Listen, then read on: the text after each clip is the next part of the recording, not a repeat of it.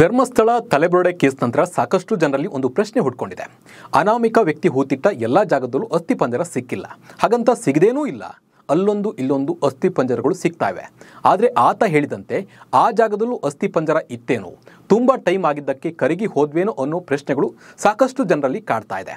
ಹಾಗಿದ್ರೆ ಒಬ್ಬ ವ್ಯಕ್ತಿ ಮೃತಪಟ್ಟ ನಂತರ ಆತನ ದೇಹ ಭೂಮಿಗೆ ಸೇರಿ ಸಂಪೂರ್ಣವಾಗಿ ಆ ದೇಹ ಮಣ್ಣಲ್ಲಿ ಮಣ್ಣಾಗೋಕ್ಕೆ ಎಷ್ಟು ವರ್ಷಗಳು ಬೇಕು, ಮೂಳೆಗಳು ಕರಗಿ ಹೋಗಲು ಎಷ್ಟು ಸಮಯ ಬೇಕಾಗುತ್ತೆ ಅನ್ನೋ ಕಂಪ್ಲೀಟ್ ಮಾಹಿತಿಯನ್ನು ನೀಡ್ತೀನಿ. ನಾನು ನಿಮ್ಮ ಶಿವರಾಜ್ ಬಾಣಂಕಿ. ನೀವು ಸುದ್ದಿಯಾನದ ಸಬ್ಸ್ಕ್ರೈಬರ್ ಆಗೋದನ್ನು ಮರಿಬೇಡಿ. ಹೌದು ಸ್ನೇಹಿತರೆ, ನಿಮಗೆಲ್ಲ ಕಾಡೋ ಪ್ರಶ್ನೆ ಅಂದರೆ, ಒಬ್ಬ ವ್ಯಕ್ತಿ ಸತ್ತ ನಂತರ ಆತನ ದೇಹ ಅಂದರೆ ಮೂಳೆಗಳು ಸೇರಿ ಆತನ ಸಂಪೂರ್ಣ ದೇಹ ಮಣ್ಣಲ್ಲಿ ಮಣ್ಣಾಗಿ ಹೋಗೋಕ್ಕೆ ಎಷ್ಟು ವರ್ಷ ಹಿಡಿಯುತ್ತೆ ಅನ್ನೋದು. ಇದಕ್ಕೆ ನಾನು ಒಂದಿಷ್ಟು ಮಾಹಿತಿಯನ್ನು ಕೊಡ್ತಾ ಹೋಗ್ತೀನಿ, ನೋಡೋಣ ಬನ್ನಿ. ಒಬ್ಬ ವ್ಯಕ್ತಿ ಸತ್ತ ನಂತರ ಆತನ ದೇಹ ಮಣ್ಣಲ್ಲಿ ಸೇರಿ ಡಿಕಂಪೋಸ್ ಆಗೋಕ್ಕೆ 4-5 ಸ್ಟೇಜ್ಗಳು ಇರ್ತವೆ. ಇಲ್ಲಿ 5ನೇ ಸ್ಟೇಜ್ನಲ್ಲಿ ಕಂಪ್ಲೀಟ್ ಆಗಿ ಡಿಕಂಪೋಸ್ ಆಗುತ್ತೆ. ಅಂದರೆ ಮೂಳೆ ಅನ್ನೋದು ಕೂಡ ಸಿಗೋದಿಲ್ಲ, ಮೂಳೆ ಕೂಡ ಕರಗಿ ಮಣ್ಣಲ್ಲಿ ಮಣ್ಣಾಗಿ ಹೋಗುತ್ತೆ. ಇದರಲ್ಲಿ ಒಬ್ಬ ವ್ಯಕ್ತಿಯ ದೇಹ ಹೊರಗೆ ಅಂದರೆ ಭೂಮಿಯ ಮೇಲೆ ಅದನ್ನು ಮಣ್ಗಿಣ್ಣು ಹಾಕಿ ಮುಚ್ಚಿಲ್ಲ ಅಂದರೆ ಅದು ಬೇಗ ಡಿಕಂಪೋಸ್ ಆಗುತ್ತೆ. ಇದಕ್ಕೆ ಕಾರಣವಿದೆ. ಬಯಲು ಪ್ರದೇಶದಲ್ಲಿ ಇರೋದ್ರಿಂದ ಹುಳುಗಳು ಮತ್ತು ಡಿಕಂಪೋಸ್ ಬ್ಯಾಕ್ಟೀರಿಯಾಗಳು ಕೂರೋದ್ರಿಂದ ಬೇಗ ಡಿಕಂಪೋಸ್ ಆಗುತ್ತೆ. 5-6 ವಾರದಲ್ಲಿ ದೇಹ ಕರಗಿ 3-4 ವಾರದಲ್ಲಿ ಕೇವಲ ಮೂಳೆಗಳು ಮಾತ್ರ ಉಳಿಯುತ್ತೆ. ಮೂಳೆ ಭೂಮಿ ಮೇಲೆ ಇದ್ದರೆ ಕೇವಲ ಅಂದರೆ ಭೂಮಿ ಬಿಸಿಲ ಮೇಲೆ ಇದ್ದರೆ ಅದು 10-15 ವರ್ಷದಲ್ಲಿ ಕರಗಿ ಹೋಗುತ್ತೆ.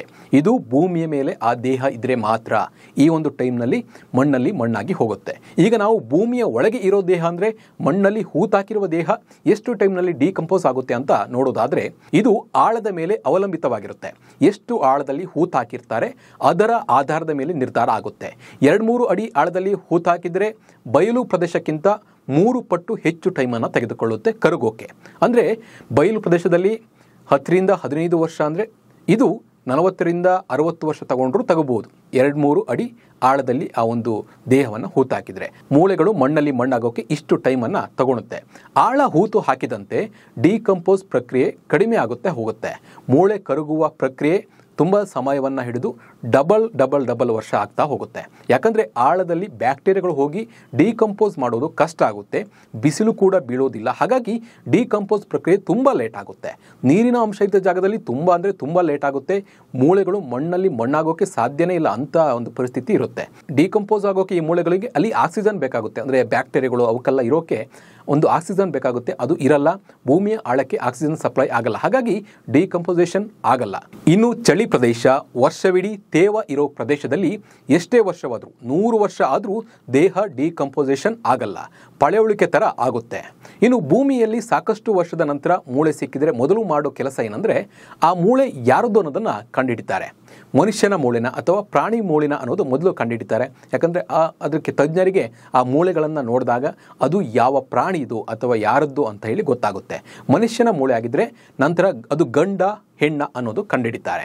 ಮೂಳೆಯ ಲೆಂತ್ ಮೇಲೆ ಆ ಮನುಷ್ಯನ ಹೈಟನ್ನು ಕಂಡುಹಿಡಿಯಲಾಗುತ್ತೆ. ಆ ಮೂಳೆ ಎಷ್ಟು ಲೆಂತ್ ಇದೆ ಆ ಲೆಂತನ್ನು ಇಟ್ಕೊಂಡು ಆತ ಎಷ್ಟು ಹೈಟ್ ಇದ್ದ ಅನ್ನೋದನ್ನು ಕಂಡುಹಿಡಿತಾನೆ. ಇನ್ನು ಆ ವ್ಯಕ್ತಿ ಯಾರು ಅನ್ನೋದನ್ನು DNA ಮೂಲಕ ಕಂಡುಹಿಡಿಯಲಾಗುತ್ತೆ. ಅವರ ಸಂಬಂಧಿಕರು ಯಾರಿದ್ರೆ ಅವರ DNA ಜೊತೆ ಇದನ್ನು DNA ಮ್ಯಾಚ್ ಮಾಡಿ ಆ ಮೂಳೆಯನ್ನು ಯಾರು ಅಂತ ಹೇಳಿ ಕಂಡುಹಿಡಿತಾರೆ. ಇನ್ನು ಕೆಲ ಮೂಳೆಗಳಿಂದ ಈತ ಹೇಗೆ ಸತ್ತ ಅನ್ನೋದು ಗೊತ್ತಾಗುತ್ತೆ. ಅಂದರೆ ಮೂಳೆಗಳಿಗೆ ಪೆಟ್ಟಾಗಿದ್ದರೆ, ಗುಂಡು ತಗಲಿ ಮೃತಪಟ್ಟಿದ್ದಾನ ಅಥವಾ ಹೊಡೆದು ಬಡಿದು ಕೊಲೆ ಮಾಡಿದರೆ ಗೊತ್ತಾಗುತ್ತೆ.